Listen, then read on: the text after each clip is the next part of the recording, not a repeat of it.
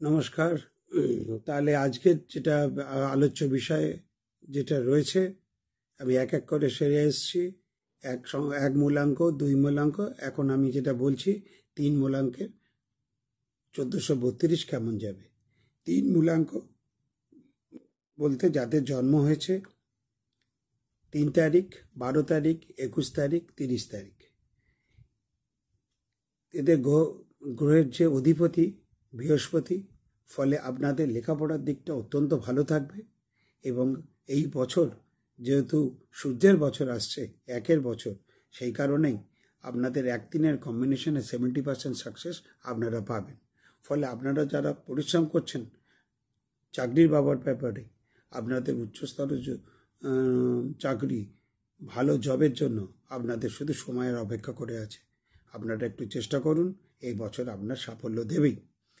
এবারে চলে আসছি তাহলে রিলেশনশিপের ক্ষেত্রে আপনারা দেখবেন যে ফ্যামিলিতে যাদের আপনার অ্যান্টি মূলাঙ্কের আছে, তার সাথে আপনি ভাগ বিতরণটায় যাবেন না।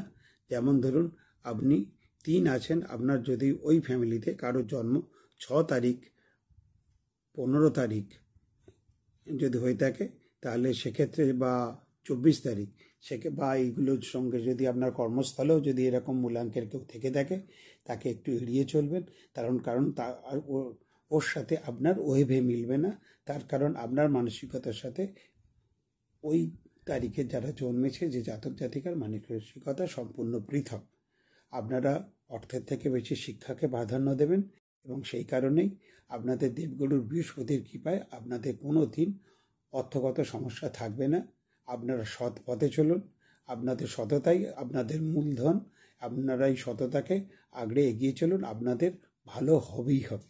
আপনাদের সবচেয়ে ভালো কালার সেটা হচ্ছে হলুদ, এবং যে কালারটা আপনারা ব্যবহার করবেন না সেটা হচ্ছে পিঙ্ক আর হোয়াইট। এই দুটো রঙকে আপনারা একটু এড়িয়ে চলবেন। যদি আপনাদের মনে হয় যে পিঙ্ক কালারটা, বিশেষ করে মা বোনেরা অনেকে পিঙ্ক কালার পছন্দ করেন, তাদের জন্য বলছি একমাত্র অকেশনালি আপনারা একটা দিন ব্যবহার করতে পারেন, যেহেতু এটা আপনাদের অ্যান্টি কালার। না পরাই ভালো। যদি পরেন তাহলে কোনো বিবাহ বাড়ির উদ্দেশ্যে যদি যান, তাহলে সেদিনই একদিনই ব্যবহার করতে পারবেন, মাসে একবার। এই কথাটা মাথায় রাখবেন।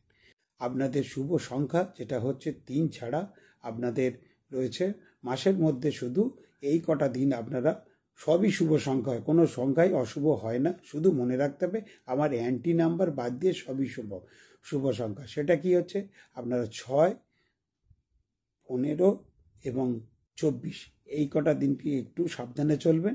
এই দিনগুলোতে আপনাদের 50-র তলায় সাকসেস রেট থাকে। বাদ বাকি দিনে যেহেতু আপনাদের দেবগুরু বৃহস্পতি আপনাদের অধিপতি গ্রহ থাকে, ফলে আপনাদের সাফল্য অত্যন্ত ভালো হয়। ফলে আপনাদের শিক্ষাগত যারা আছেন তাদের উন্নতি তো হবেই, আর যারা বিভিন্ন রকম পড়াশোনার ব্যাপারে যুক্ত আছেন তাদের সাফল্য আসবেই। এবারে চলে আসছি, আপনারা যে ব্যাপারটা যেটা পড়াশোনা যারা রয়েছেন তারা চাকরির পরীক্ষা দিতে থাকুন এবং খুব শিগগিরই আপনাদের ভালো খবর আসবে। আপনাদের হেলথ নিয়ে একদম চিন্তা করতে হবে না। শুধু যেহেতু আপনারা দেবগুরু বৃহস্পতির এইতে রয়েছেন, একটু পেটের সমস্যা হলেও হতে পারে, সেটা সাময়িক, সামান্য ওষুধ খেলেই কমে যাবে। কোনো বড় ধরনের কোনো শারীরিক ক্ষতি হওয়ার কোনো সম্ভাবনা নেই। আপনারা যদি ভালো ধাতু হিসেবে যদি ব্যবহার করতে চান কেউ, আমি সাধারণত এইসবের কথা বলি না, নিউমেরোলজিতে সাধারণত খরচা সাপেক্ষ আমরা আলোচনা করি। তবু সোনা আপনাদের অত্যন্ত ভালো ধাতু হিসেবে সোনা পরিধান করতে পারে, না পড়লেও কিচ্ছু যায় আসে না।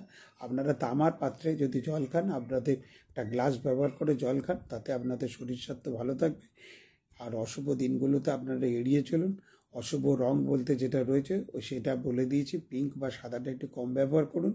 আর দেবগুরু বৃহস্পতি জন্মের জন্য আপনারা স্নানের জলে একটু হলুদ মিশিয়ে নিয়ে স্নান করুন। সব দিনই করতে পারেন, বৃহস্পতিবার দিন তো করতেই হবে। আর ওই দিনকে আপনারা কপালে একটু কেশরের তিলক দিয়ে কাজে বেরোন, আপনাদের সকল মনস্কামনা পূর্ণ হবে।